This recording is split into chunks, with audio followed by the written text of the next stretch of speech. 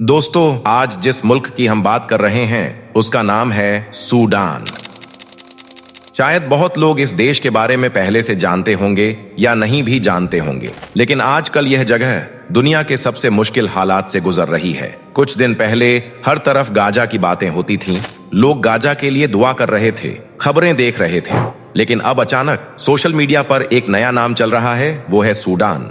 Video डाल रहे हैं और कह रहे हैं कि वहां हालात बहुत बुरे हैं। बहुत से लोग कंफ्यूज भी हैं, सोचते हैं ये सूडान में आखिर हो क्या रहा है। तो आज हम आसान जुबान में पूरी बात समझेंगे। दोस्तों, ये नक्शा देखो तो आपको अफ्रीका नाम का एक महाद्वीप दिखता है। उसके बीच में एक बड़ा सा देश है, वही सूडान है। पहले ये और बड़ा था। 2011 में इस देश का दक्षिणी हिस्सा अलग हो गया और नया देश बन गया साउथ सूडान।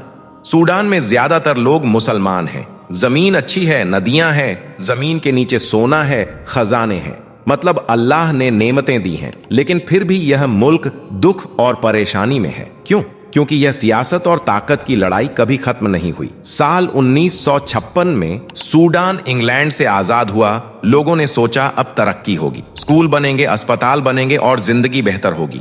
लेकिन हुआ उल्टा। हर कुछ साल बाद सरकार बनती, फिर अचानक फौज आ जाती और कहती अब हम चलाएंगे। चुनाव होते, नेता आते, लेकिन आखिर में बंदूक वाले हावी हो जाते। मतलब इस मुल्क में कुर्सी का खेल चलता रहा। आम आदमी सिर्फ देखता रहा और उसकी हालत और खराब होती गई। दोस्तों, 1989 में एक फौजी नेता आया, नाम था उमर अल बशीर। उसने सत्ता पकड़ी और फिर लगभग 30 सालों तक राज किया। शुरू में कहा गया देश सुधरेगा, लेकिन असल में आवाज दबाई गई। जो बोलता था उसे चुप कराया जाता, जो सवाल करता उसे हटा दिया जाता। और एक दिन बशीर ने बहुत खतरनाक काम किया। उसने अपनी एक अलग फौज जैसा ग्रुप बना दिया। उस फौज का नाम था जंजावीद। बाद में नाम बदला और यह ग्रुप बन गया RSF, यानी रैपिड सपोर्ट फोर्सेस। इनका काम था जहां विरोध हो वहां जाकर सबको दबा दो। इन लोगों के हाथ में बंदूक थी, ताकत थी और कोई रोकने वाला नहीं था। धीरे धीरे इनकी ताकत बढ़ती गई और सूडान में दो फोर्स बन गई। एक असली देश की आर्मी या RSF ग्रुप, यानी देश के अंदर दो दावे, दो ताकतें, दो हुकूमत जैसे हालात। 2019 में लोगों ने बहुत हिम्मत दिखाई। लाखों लोग सड़कों पर निकले और कहा कि अब बस हो गया और आखिरकार बशीर की हुकूमत गिर गई। लोग खुश हुए, सोचा था अब अमन आएगा, अब तरक्की होगी। लेकिन किस्मत को कुछ और मंजूर था। जब बशीर गया तब दो लोग सामने आए।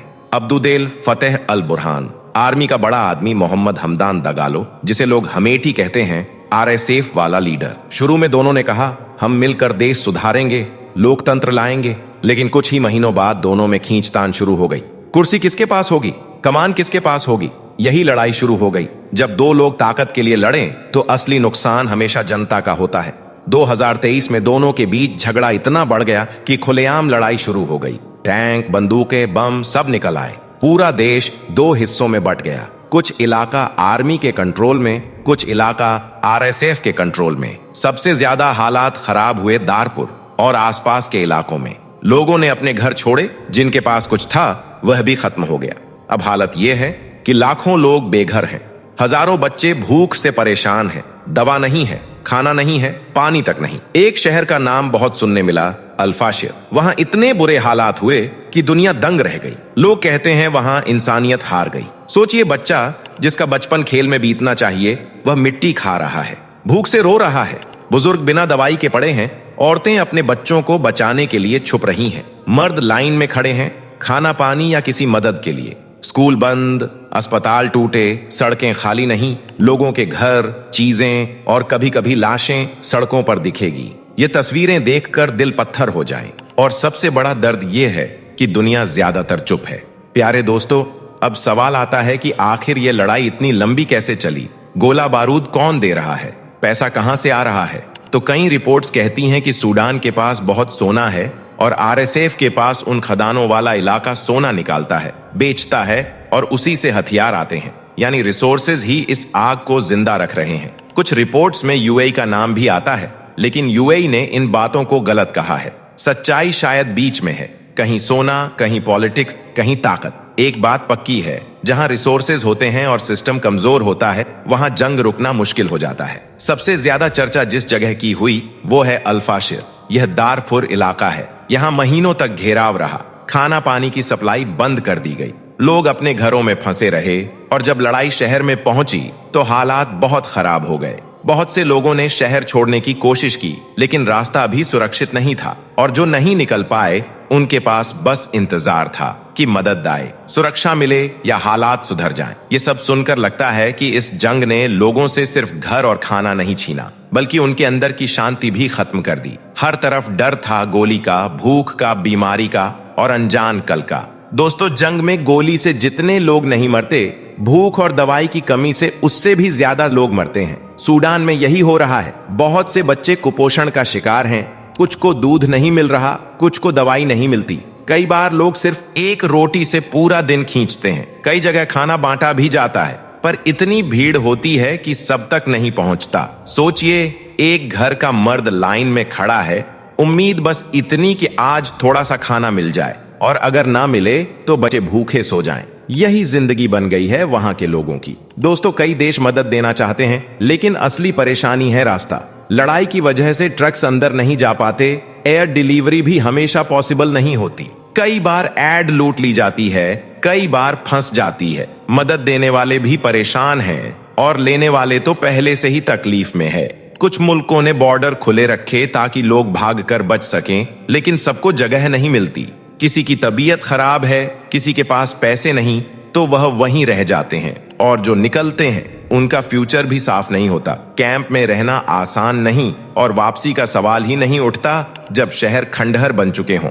दोस्तों, अब बात आती है सोने की।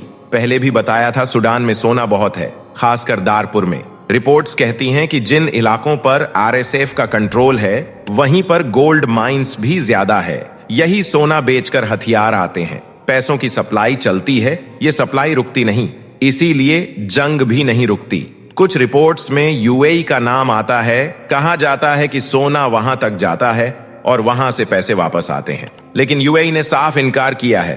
वह कहता है कि हम इसमें शामिल नहीं हैं, हम तो शांति चाहते हैं।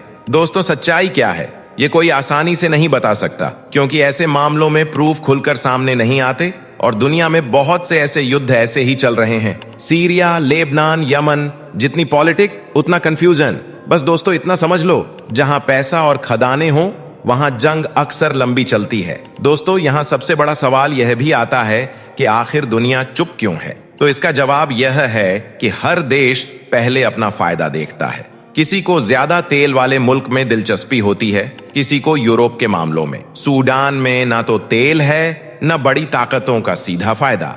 इसीलिए यहाँ आवाज भी कम उठती है और मदद भी धीरे से आती है। सोशल मीडिया कुछ दिनों तक बोलता है, फिर दूसरी खबरें आ जाती हैं और असली सफरिंग वहीं की वहीं रह जाती है। सूडान का आम आदमी सिर्फ दो चीजें चाहता है, पहली है सुरक्षा, दूसरी है रोटी और दवाई। लेकिन अभी दोनों बहुत मुश्किल है। वहां के लोग कहते हैं, हमने किसी से जंग नहीं की, हमने सिर्फ अपना घर चाहा था, अपने बच्चों के लिए खाना चाहा था। पर कभी कभी दुनिया ऐसे लोगों की आवाज सुनती ही नहीं। अब भी उम्मीद है कि कभी ना कभी अच्छे दिन आएंगे, लेकिन फिलहाल उम्मीद कम और मुश्किलें ज्यादा दिखती हैं। लोग आज भी दुआ कर रहे हैं कि एक दिन सूडान में बच्चे स्कूल जाएंगे, माँ बाप सुकून से सो पाएंगे और लोग डर के बिना अपनी जिंदगी जी सकेंगे। दोस्तों, जंग में सिर्फ और सिर्फ इंसानियत की हार होती है। भले उसमें कोई जीते या हारे, लेकिन असल जो हार होती है वह इंसानियत की होती है। आप भी सूडान के लिए दुआ करें और वहां के लोगों के लिए दुआ करें।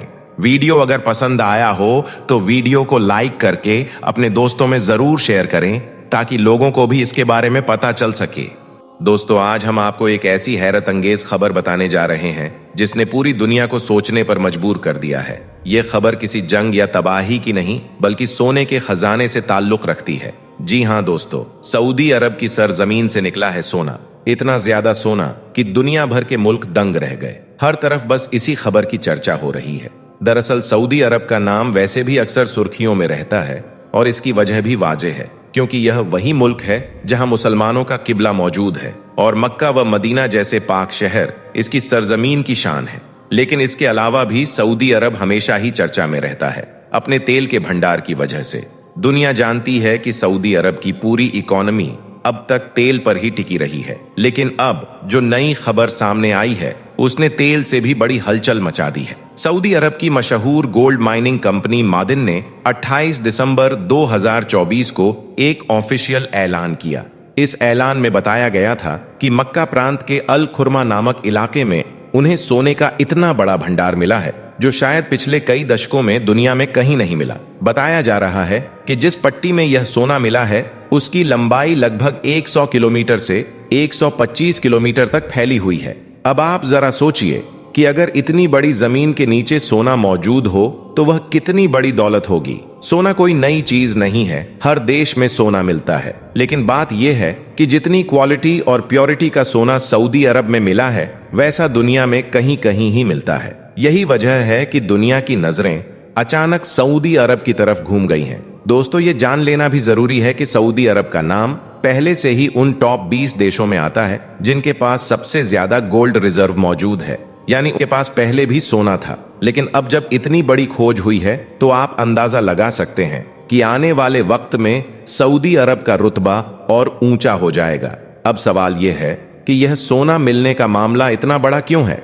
असल में दोस्तों, यह सब मोहम्मद बिन सलमान के विजन 2030 से जुड़ता है। विजन 2030 ये दरअसल सऊदी अरब का एक बड़ा प्लान है। इसका मकसद है कि सऊदी अरब अपनी इकोनॉमी को सिर्फ तेल पर डिपेंड ना रखें बल्कि उसे और सेक्टर्स में भी फैलाए, क्योंकि दुनिया अब धीरे धीरे तेल से दूर जा रही है। इलेक्ट्रिक गाड़ियां आ रही हैं, नए नए फ्यूल आ रहे हैं। ऐसे में अगर कल को तेल की वैल्यू कम हो गई तो क्या होगा? यही वजह है कि MBS ने सोचा कि हमें इकोनॉमी को डाइवर्स करना होगा और इस विजन 2030 में gold mining, tourism, sports, technology और इंफ्रास्ट्रक्चर जैसे सेक्टरों को बहुत तेजी से डेवलप किया जा रहा है। ये जो सोना निकला है ये सिर्फ दौलत नहीं है बल्कि MBS के विजन 2030 के लिए एक बहुत बड़ा सहारा है। अब सऊदी अरब सिर्फ तेल की मलकियत से मशहूर नहीं होगा बल्कि सोने की दौलत से भी पूरी दुनिया का ध्यान खींचेगा। जरा यह भी समझ लीजिए कि आखिर सोना इतना कीमती क्यों है। सोना सिर्फ जेवर बनाने के काम नहीं आता बल्कि यह किसी भी देश की इकोनॉमी की रीढ़ होता है। जब किसी देश के पास ज्यादा सोना होता है तो उसकी करेंसी मजबूत हो जाती है। इंटरनेशनल मार्केट में उस देश की इज्जत और ताकत बहुत ज्यादा बढ़ जाती है। युद्ध या किसी भी बड़े संकट के वक्त सोना सबसे अहम हथियार होता है। आप यह भी देखिए कि यह सोना मक्का के इलाके से मिला है।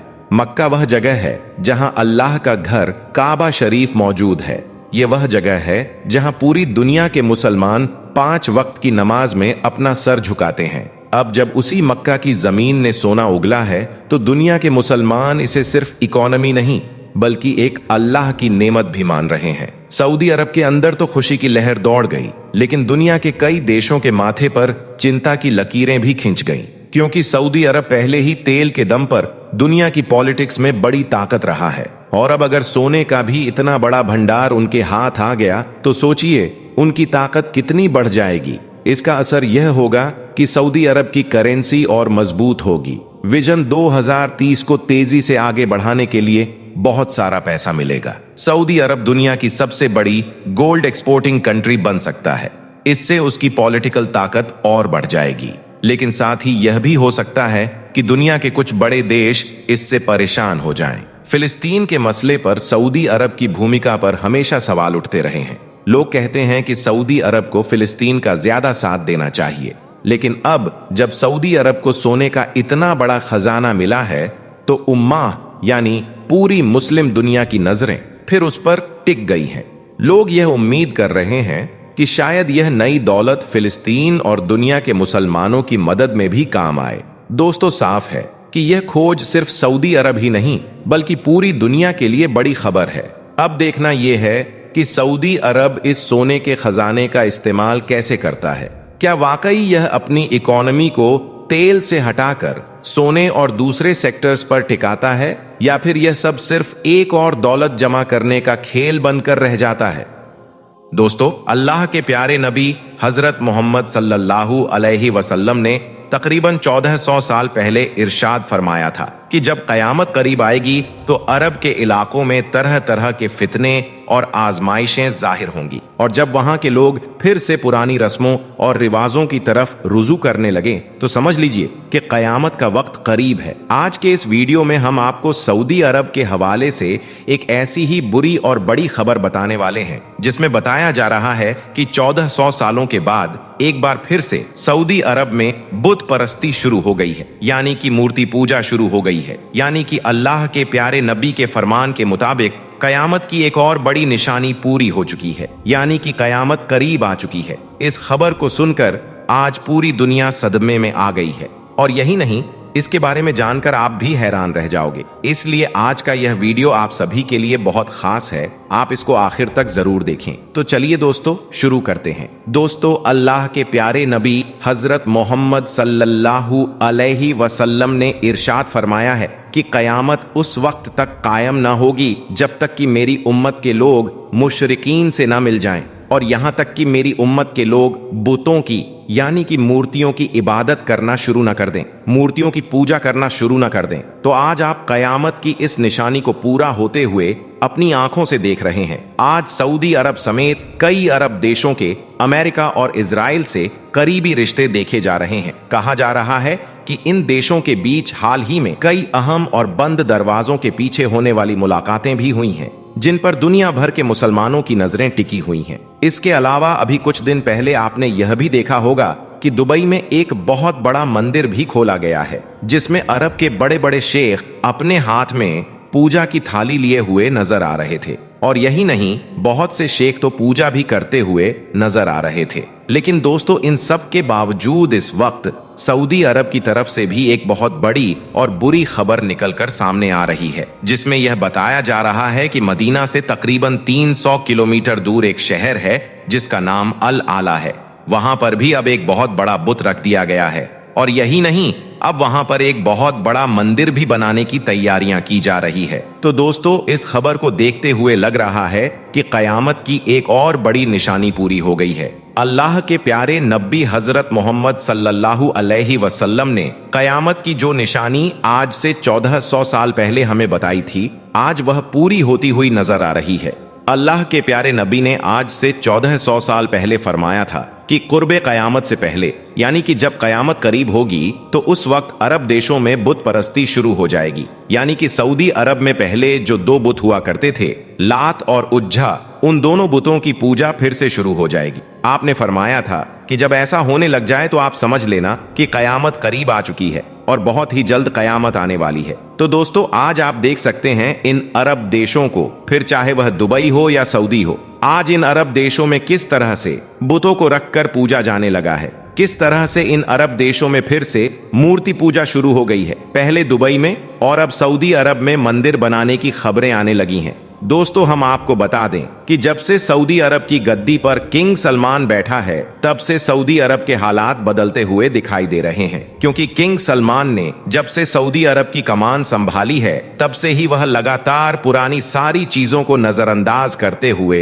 सऊदी अरब को बड़ी ही तेजी के साथ में एक मॉडर्न कंट्री बनाने की तर्ज पर काम कर रहा है। कभी खबर आती है कि सऊदी अरब में सिनेमा थिएटर खुल गया है, तो कभी खबर आती है कि रियाद में जुआ खाना खुल गया है। इस तरह से देखा जाए तो अब यह लोग अपने देश सऊदी अरब में यूरोपियन कंट्री से जुड़ी हुई बहुत सारी चीजों को शामिल करने में लगे हुए हैं। आज सऊदी अरब में वो सब कुछ होने लगा है जो यहाँ पर इससे पहले कभी भी नहीं हुआ था, और ना ही इनके बारे में कभी मुसलमानों ने सोचा था। और यही नहीं, अब तो सऊदी अरब से यह खबर भी निकल कर सामने आ रही है कि अब तो सऊदी अरब में मूर्ति पूजा भी शुरू हो गई है, और अब बहुत ही जल्द सऊदी अरब में एक मंदिर बनाने की भी तैयारियां की जा रही है। इसके अलावा हम आपको यह भी बता दें कि सऊदी अरब पिछले 8 से 10 सालों में इतना ज्यादा तेजी के साथ में बदला है, और अभी भी बदल रहा है, यानी कि चेंज हो रहा है। जो काम सऊदी अरब में पिछले कई सालों में नहीं हुए थे, वह काम सऊदी अरब में अब होने लगे हैं। अब यह जो ताजा मामला निकलकर सामने आ रहा है,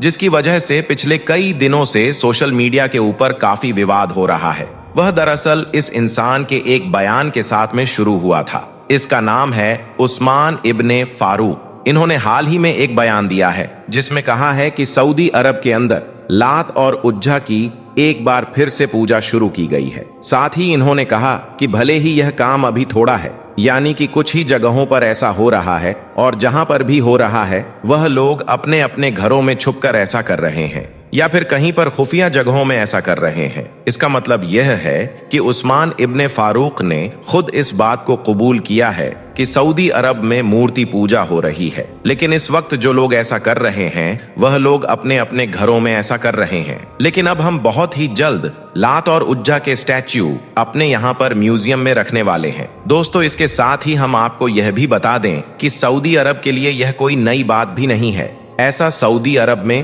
पिछले कई सालों से लगातार होता आ रहा है। सऊदी अरब के अंदर एक खास तबका इस बात को सोशल मीडिया पर लगातार फैला रहा है और इस तरह की कैंपेन चला रहा है। उनका कहना है कि यह जो लात और उज्जा और मनात वगैरह थे, यह सब हमारे इतिहास के एक हिस्सा हैं। इसलिए अब सऊदी हुकूमत को चाहिए कि वह इनके स्टैचू एक बार फिर से हमारे यहाँ पर यानी कि सऊदी अरब में लेकर आए और लाकर यहाँ पर रख दें, ताकि न सिर्फ बाकी के लोग जो बाहर से हमारे यहाँ पर घूमने फिरने के लिए आते हैं वह इन सारी चीजों को देख सकें, बल्कि हमारे यहाँ के लोग यानी कि सऊदी अरब के लोग भी इन चीजों के बारे में अच्छी तरह से जान सकें, वह भी समझ सकें कि यह लात उज्जा और मनात कौन थे। और जैसा कि आप सभी को मालूम है कि सऊदी अरब पिछले कई सालों से इस तरह के म्यूजियम अपने देश में बना भी रही है और अपनी पुरानी से पुरानी चीजों को ढूंढ कर ला रही है और इन म्यूजियम में रख रही है। इसलिए सऊदी अरब के लिए कोई हैरानी की बात नहीं होगी